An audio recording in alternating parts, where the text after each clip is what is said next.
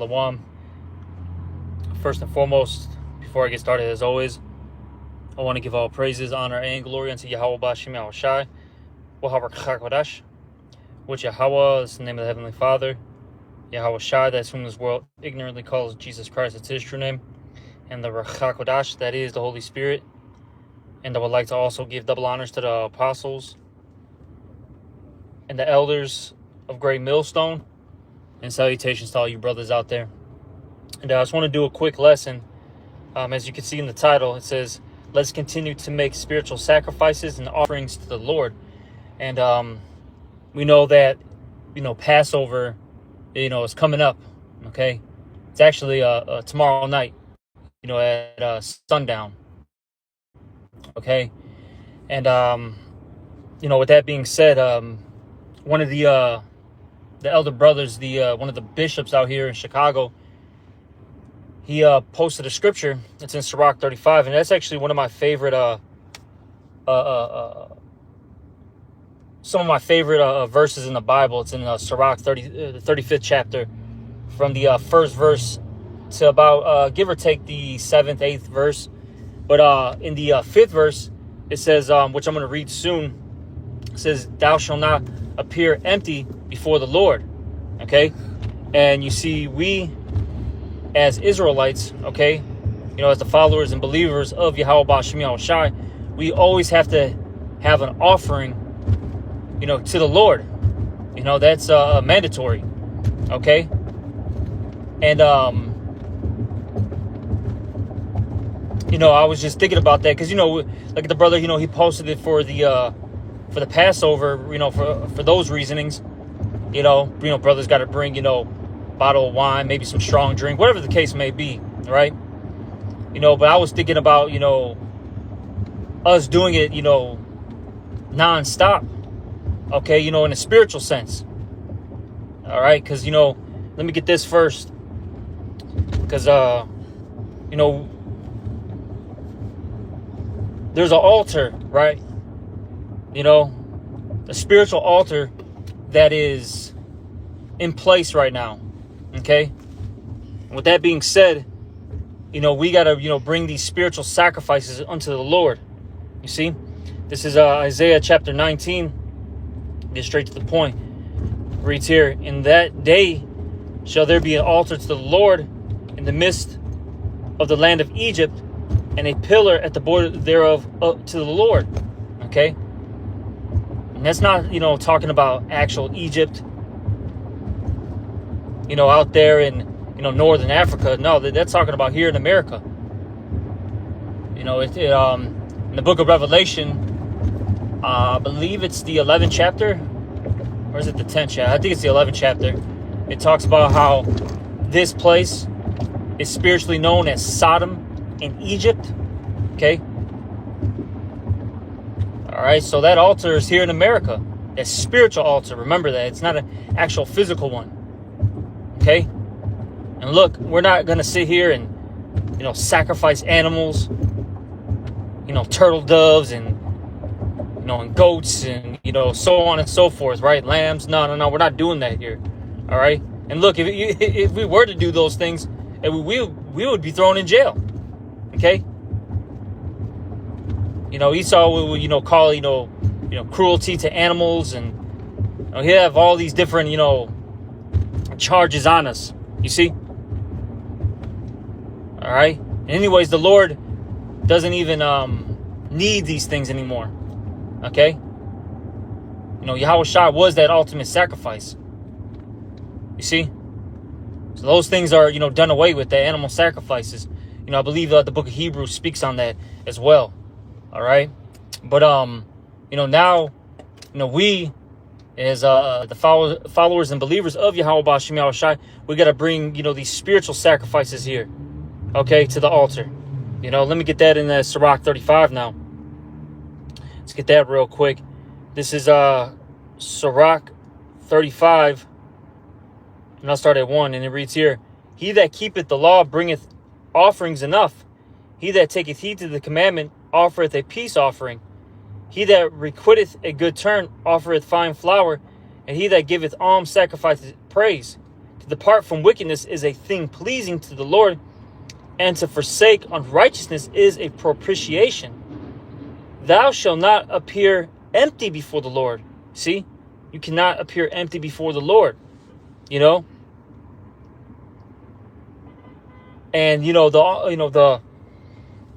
I would say the biggest sacrifice is what? Teaching and preaching. It says in Romans, I think it's the 12th chapter. It says what? That present your bodies as a living sacrifice. You going out there and telling this world that we are the Israelites. We are the true people of the Bible. Telling the heathen nations who they are. What's going to happen to them, their downfall. Talk about Esau's destruction. Tell this world what's holy, what's profane. Okay? That's a heavy job. That's a heavy lot. That's something that's not to be taken, lightly. It's something that not everybody can even do. Only the 144,000 can really push this message. Now, yes, we do have the followers and believers of Yahweh B'Shem Yahushai, no doubt about it. But there's particular men that are really here to prophesy, to tell you what's going to happen, what the prophecies are, how to break the Bible down, how to get into spiritual things. You see, that's a very, very, small number that can actually do these things. All right. But there's also more, to a sacrifice. It doesn't just have to be that. Given that, what is that? Having charity, right? Brotherly love. For the followers and believers, giving tithes, offerings, gifts, whatever the case may be. You got, I'll even say this, hey, you just changing, becoming that new man, that new creature. That's showing that the Lord, that you really believe. All right, let me get this real quick, and I'll go back to that Sirach 35. But let me get James. I believe it's in the book of James. It talks about I'm going to show you my faith by my works, right? Okay. Because you'll have a lot of people that say, oh, you believe, right? But where are your works? What are you doing? And really, a lot of people are still, just that old man, Hey, there's still being a black, a Puerto Rican, a Mexican with the Hebrew Israelite twist. You see what I'm saying? That's all it is. Okay, so what? You don't eat pork anymore. So what? You don't commit adultery, right? Which I'll say that, those are good things to stop doing, obviously, right? But a lot of you guys are still calling on on a false name. You're still calling on JC. A lot of you are still getting lineups, having dreads. A lot of you are actually, because I think about IUIC. A lot of you are, meddling in, many matters. You know what I'm saying? What I mean by that is, you got that church and their congregation.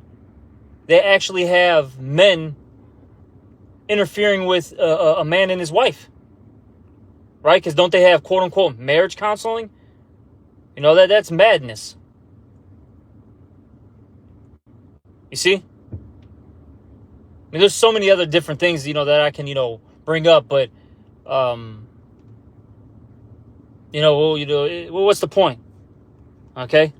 But, let me get this, James 2 and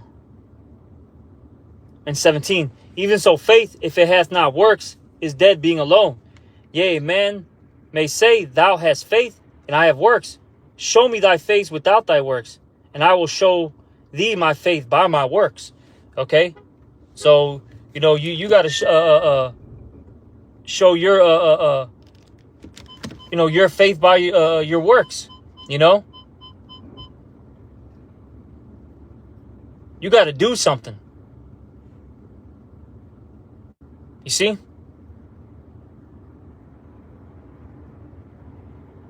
You really got to do, produce. See, the Lord wants production. And the scriptures in Sirach even go into that about a slothful individual, a slothful servant. Maybe I'll get that real quick. All right. Give me 1 second. Of course, man. Just stuff's got to be stupid. Come on.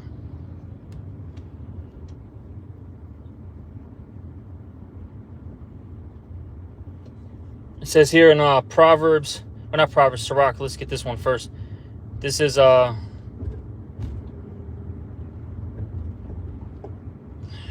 of course, not coming up. You gotta be kidding me. Here we go. Sirach 22:1. A slothful man is compared to a filthy stone, and everyone will hiss him out to his disgrace. A slothful man is compared to the filth of a dunghill. Every man that takes it up will shake his hand.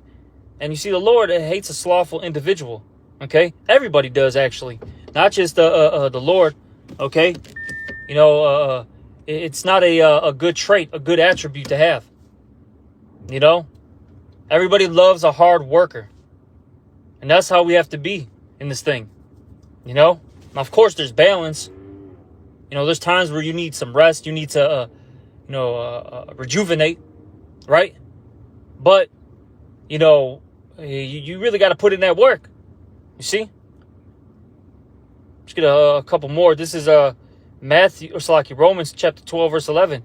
Not slothful in business, fervent in spirit, serving the Lord. You see?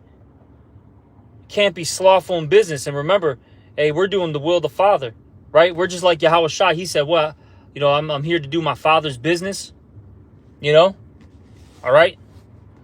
When we come in that same stead, that same spirit, okay? We're not here to have a good time. And we're supposed to be in a house of mourning. Especially, in this time period. Because you look at the Passover during the time of, the Exodus. It was serious business. Okay? The Lord was killing the firstborns out there, the firstborn sons, right? In particular, of course, those Egyptians, they didn't have the blood of the lamb on their doorpost, okay? Which that represents, Yahweh Shai now. He is that lamb, and what his blood was shed for us. And the modern day doorpost is your mind, See, if you're part of the elect, you have that the blood of the lamb on you, okay, and you're going to be good. But see, if you don't have that, you're through. And we see guys out there that clearly, hey, they don't got the spirit of Yahweh Ba'Shem Yahweh Shai on them. They don't have the covering of Yahweh Ba'Shem Yahweh Shai.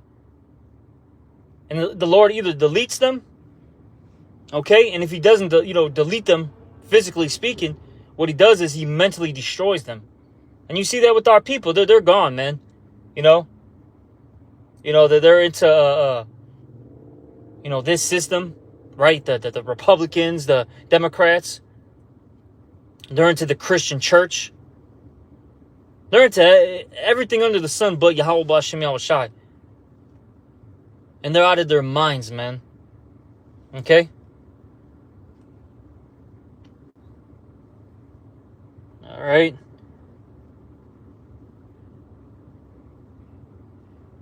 Slocky, I'm just seeing what other scriptures are here for slothful. Really, that Matthew's the 25th chapter. It goes into it. That's a good chapter to read.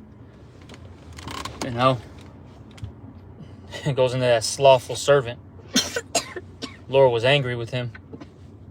Okay, but let me go back to that Sirach now. What was it, 35? We didn't finish that off. This is Sirach 35:4 now. Thou shalt not appear empty before the Lord, for all these things are to be done because of the commandment. The offering of the righteous maketh the altar fat. See? Those righteous spiritual sacrifices make the altar fat. See? It says, and the sweet savor thereof is before the Most High.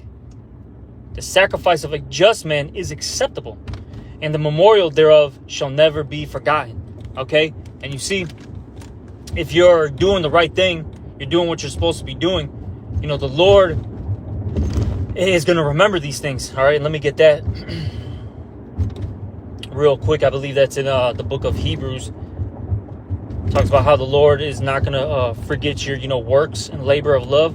Right? Give me 1 second to get that. You know, the Lord's going to remember these things.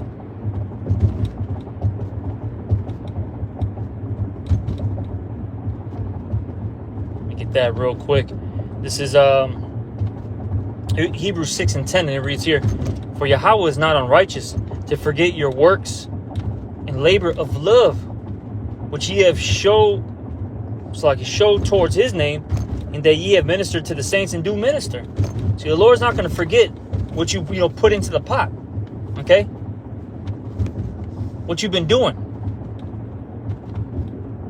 Okay, so if you've been sowing all these works, you know, you've been, like I said, putting it into the pot, you're going to be able to reap these things. Okay? And you see a lot of guys, and I've been saying this for some time, I've been telling this to a couple brothers, maybe I might have mentioned it even a few times in our Thursday classes. As of late, I've been saying a lot of guys are not going to be happy with their reward, you know, because what's going to happen is, you know, when this system collapses, right, and it's, you know, what they will call judgment day, right? When Yahushua makes his second return, you know, the Lord, he's going to hand out different prizes, right? And the majority of this earth, they're going to receive a wicked reward, you know, a wicked prize. All right. Now, of course, the elect, they're going to receive that righteous prize, that righteous reward. You see? But point being, though, is a lot of guys, when the Lord comes, their sacrifices aren't going to be accepted. You know? It's going to be like the whole situation with Cain. You know, Cain gave basically a bogus sacrifice. Something that wasn't legitimate. And the Lord was displeased with it. And then what's crazy is Cain was mad that the Lord was displeased with his offering. You know? And you got to remember, Cain knew what to do. You know, he was, you know, a son of Adam. And Adam, you know, he had the, you know, the wisdom, right? He understood what was going on. And you know, he taught his sons, you know, which is, you know, Cain and Abel.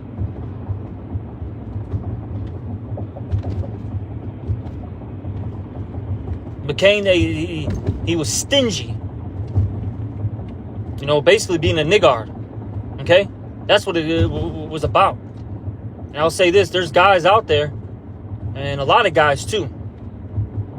A lot of you guys are really giving some, you know, stingy, niggardy, if that's a word. If not, whatever, I made it up. You know, sacrifices. You know? And I'll say this, here in Chicago, we've been around individuals that, you know, didn't, you know, want to help the brotherhood out. Didn't want to make lessons. You know, they didn't want to edify the, you know, the flock. And eventually the Lord gave them that spiritual boot. Okay? You had this one individual, and he was a younger brother in the camp at the time. Probably in it for like maybe 3 years. I'll say maybe about 3 years. And, he was a brother that had a car, and he made a statement. Oh, and I'll say this, you had certain elders that actually don't have a car out here, asking for help, and other brothers asking for help from time to time. And then eventually, he got so upset and he was so frustrated that he actually said, my car doesn't run on charity. He literally said that my car doesn't run on charity. And then, shortly after, the Lord gave him that spiritual boot. And I'll say this, let's just say for that man's situation, let's say he was a little uptight, with, driving brothers around, whatever the case may be, right? I mean, all he had to do was ask, for a couple bucks, like, hey, I have to help, a brother out. Can brothers, spare 10, 20 bucks and need it for gas? Whatever the case may be, And brothers would have, definitely, pitched in. You might have had a brother pay the whole thing. Maybe a couple brothers throwing $5. And then, boom, the situation's handled. But see, it wasn't even about the money. It was about the act of him actually having to be brotherly, right? And let me get that in the book of John, right? Because the scriptures say, what? If you don't love your brother, right, that you can see, how could you love the Lord that you cannot see, right? Let me get that real quick. See, a lot of these guys, they don't got that love in them. They're wolves in sheep's clothing. A lot of these guys are snakes in the grass. You know what I'm saying? You see? But let me get this. Give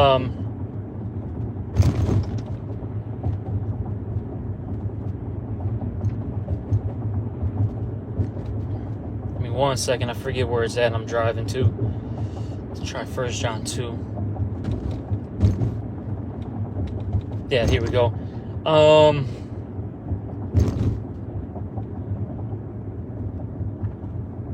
I'll start here. This is 1 John chapter 2. And I'll start at verse 7. Yeah, we'll start at 7. Brethren, I write no new commandment unto you, but an old commandment which ye have from the beginning. The old commandment is the word which ye have heard from the beginning. Again, a new commandment I write unto you, which thing is true in him and in you, because the darkness is past, and the true light now shineth. He that saith he is in the light, and hateth his brother, is in darkness even until now. He that loveth his brother abideth in light, and there is none occasion of stumbling in him. But he that hateth his brother is in darkness, and walketh in darkness, and knoweth not whither he go, because the darkness hath blinded his eyes. And you see, you got a lot of guys out there that actually hate other brothers amongst them. And that's wicked. And the Lord, like I said, he eventually gives that spiritual boot.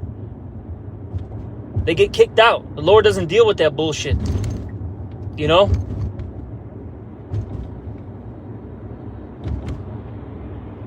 Because I'll say this, there was another guy, man, he would do X amount of videos, go to classes, read all these, different books, throughout the week. He was one of them guys.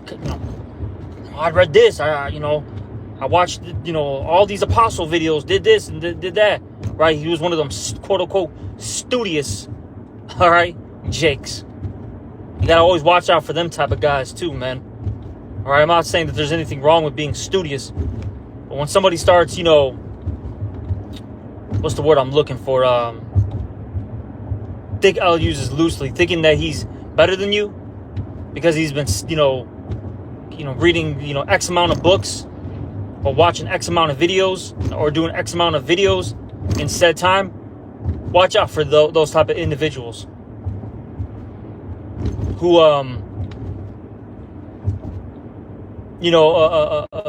speak with, eloquent words. I always have a problem pronouncing that word.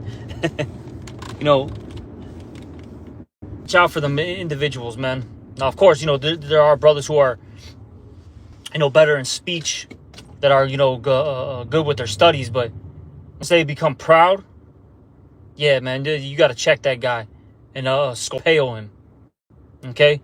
But we had a guy like that do all those things, but did this guy, had issues picking brothers up, had issues, helping out with money?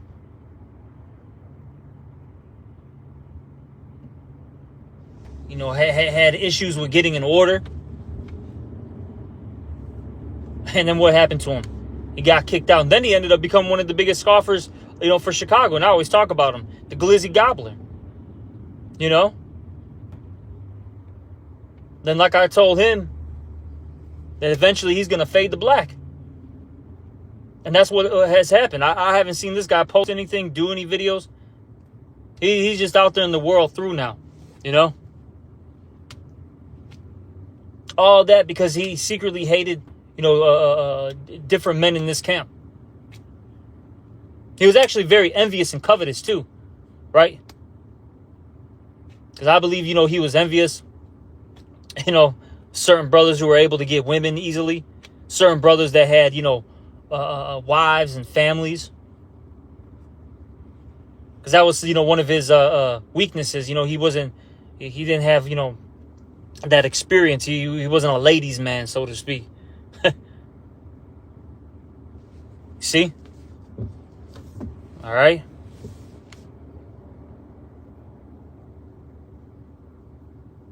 So there's a lot to this thing, man. It's not just, one thing. But at the end of the day, for us, like I said, let's continue to keep, offering these spiritual sacrifices. Let's present something to the Lord so he can be pleased. All right? And it's really not a hard thing. Okay? Now, of course, you have your moments, where you have your battles in this faith. But at the end of the day, this is, something that's not impossible, right? And the Lord said it, best. What? Or I believe it's the Apostle Peter who said this, or Paul, excuse me.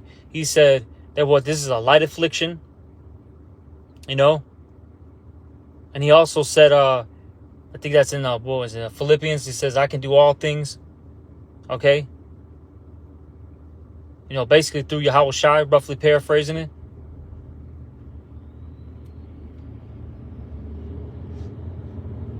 All we got to do is, believe on Yahweh Ba'Shem Yahweh Shai, or believe in Yahweh Ba'Shem Yahweh Shai. And that's it. And just keep fighting and don't give up. That was something,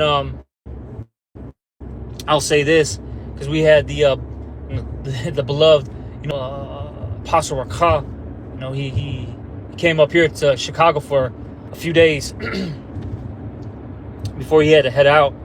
And one of the things that he mentioned, at the end of camp, he talked about a few things, after our camp on Saturday. But the one thing that stuck out to me is that he said, basically said, look, hey, brothers, keep doing what you're doing. He said, hey, we have a beautiful leadership up here. All right. He said, we're beautiful brothers.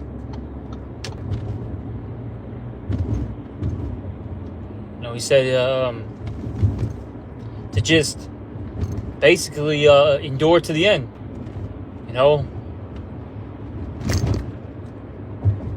Just keep doing our videos, keep being brotherly, keep fighting. That was, one of the main things that he was talking about in our, in our meeting. And that's what we got to do, and that's for all of us. We've learned, from the apostles, right? That we're given these positions by Yahweh Ba'Shem Yahweh Shai. And now, we know what to do. We know the blueprint. This is not, something that's, new to us. Okay? If you've been in this truth for, a good year or two, honestly, you know what to do. Now, of course, you still need spiritual guidance. All right. But what I'm trying to get at is you know what to do. All right. You're not hearing this for the first time, so to speak. Okay. So that's pretty much it. I'm going to end this lesson. I just wanted to do a quick in transit. And hopefully, this was an edifying one. And with that, I'm going to give all praises, honor, and glory unto Yahweh B'Shem Yahweh Shai. Also, double honors to the apostles and the elders of Great Millstone, and salutations to all you brothers out there. Shalom.